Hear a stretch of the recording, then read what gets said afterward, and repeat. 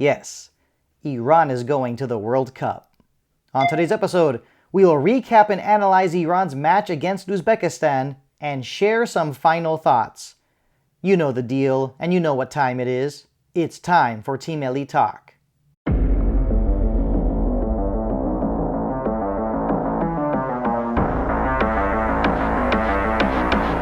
The boys were ready to face Uzbekistan. Hey everyone, welcome back to Team Melli Talk. Once again, Happy Nowruz to everyone. Next, Iran didn't wear green like they were supposed to, but we have green Team Melli jerseys and green Team Melli t-shirts. We also have mugs of your favorite Team Melli footballers. Now let's take a look at Iran's starting lineup against Uzbekistan. Getting the start in goal once again, Ali Reza Bayranvand. Now for the backline, Mohammadi, Khalilzadeh, Kanani, Hardani. Now for the midfielders, Ghaidi, Goldus, Ezatollahi, Jahanbakhsh. And of course up top, Taremi and Azmoun. A very predictable starting lineup from head coach Amir Ghalenoui. Early on it was Uzbekistan causing trouble. The Uzbeks were being more physical and Abosbek Fayzullayev had some very good runs.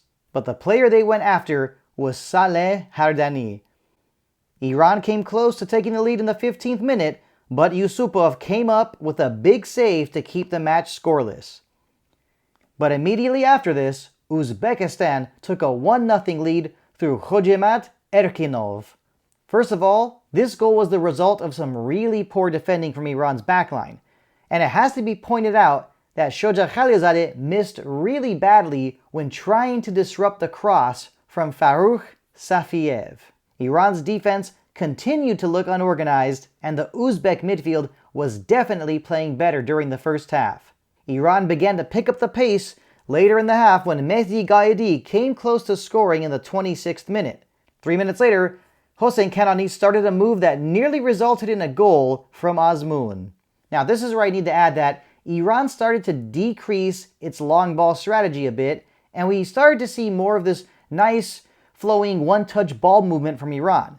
Now to be honest, I happen to think that Iran sometimes looks better and more creative in attack when they fall behind. Down 1-0 at the half, this was a tough match for Team Melli. But 7 minutes after the restart, Mehdi Taremi scored an amazing equalizer. This goal was a beauty from Taremi. The two other players who played a big part in this goal were Mehdi Ghaidi and Sardar Azmoun. Now I need to add that Mehdi Ghaidi is the guy who really made this goal possible because he stole possession of the ball after a poor throw-in from Ali Jonov. He crossed the ball to Azmoun, and Azmoun set up the ball perfectly for Taremi to finish off an amazing volley. But 1 minute later, the Uzbeks retook the lead on a free kick from Abosbek Fayzullayev. Yes, this was really bad. Terrible defending on a set piece. And I'll be quick to say that there was more than one player at fault for what took place. But once again, Iran's oldest player on the roster, Shoja Khalilzadeh, made another crucial mistake. After this goal, Iran began to step up the pressure by attacking the Uzbeks on the flanks, and they occasionally tried to get the ball to Taremi or Azmoun by going over the top. In the 69th minute, Azmoun came extremely close to finding the equalizer, but Yusupov made a huge save. Taremi kept this opportunity alive, but couldn't keep the ball in bounds. Amir Ghalenoui knew he needed to make some changes. First he brought on Ali Golizadeh to replace Jahanbakhsh. In the 74th minute, Uzbekistan nearly made it 3-1, but Ali Reza Bayranvand made a crucial save to deny Fayzullayev. 7 minutes later, Ghalenoui made 3 more changes. Yousefi came on for Hardani, Karimi replaced Ezatollahi, and Nurafkan replaced Mohammadi. Finally, in the 83rd minute, Golizadeh sends this ball into the penalty area, and Taremi makes it 2-2 as the Azadi Stadium erupts in delight. A crucial goal for Team Melli because they knew a win or a draw would be good enough to book a ticket to the 2026 FIFA World Cup. That's the way it would end. Iran and Uzbekistan share the spoils, and Iran qualifies to the World Cup for the 4th consecutive time.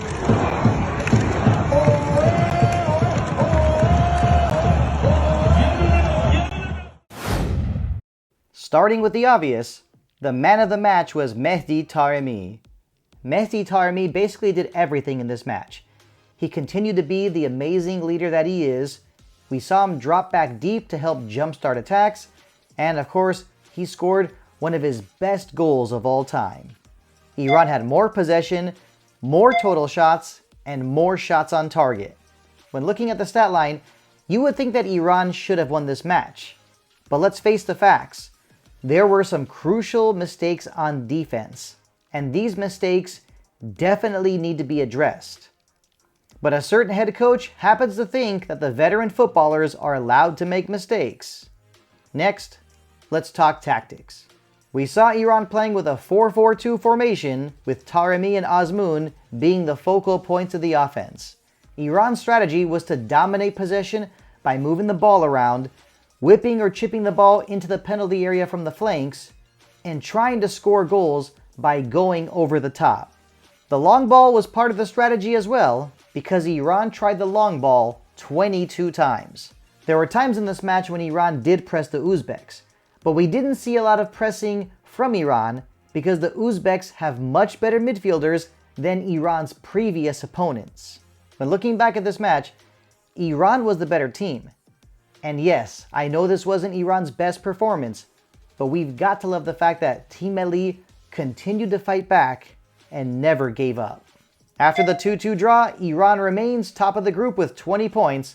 The last two qualifiers will be played in June against Qatar and North Korea. To finish off this edition of Team Melli Talk, I would just like to congratulate the national team of Iran for qualifying to the 2026 FIFA World Cup that will be played in the United States, Mexico, and Canada. Afarin bacheha. I cannot wait for the summer of 2026.